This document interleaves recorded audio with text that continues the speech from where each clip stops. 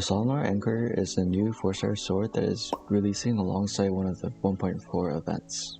It has the same base attack and attack percent as Endless Collapse, and its passive is actually pretty interesting.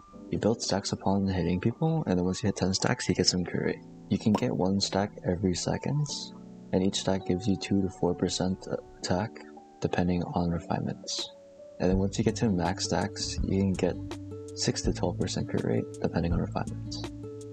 The passive sounds nice, but the problem with it is that swapping off the character removes all the stacks on the character.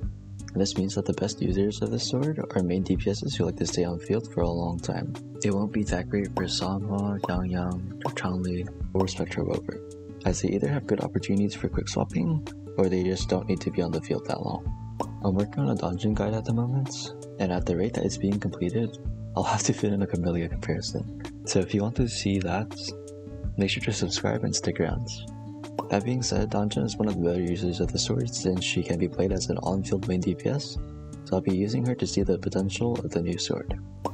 For these calculations, I'll be using an S6 Danjin, S6 Mortefi, and S0 Shorekeeper. Mortefi is using the Static Mist, and Shorekeeper is using her Sig.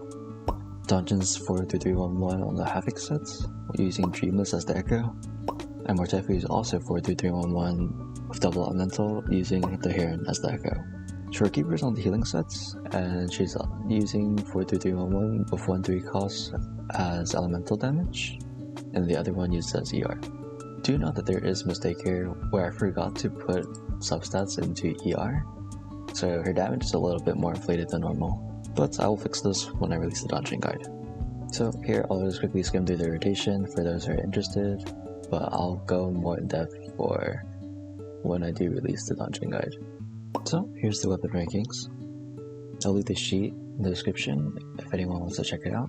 The Somnoire Anchor turns out to be the best 4-star option for the swords. And this is good news for the newer players and players who just don't own an Emerald Genesis yet. Unfortunately, for those who do have an Emerald Genesis, this sword is kinda useless. And this is because the damage gap between the 4-star and 5 stars is around 20%, and it'll be higher if the character can benefit from the sword's passive. In Mua, 4-star weapons also just have less value because you're able to share equipment between characters, meaning that if you have one 5-star sword, you can use it for all your other sword characters as long as you don't have more than one sword character per team.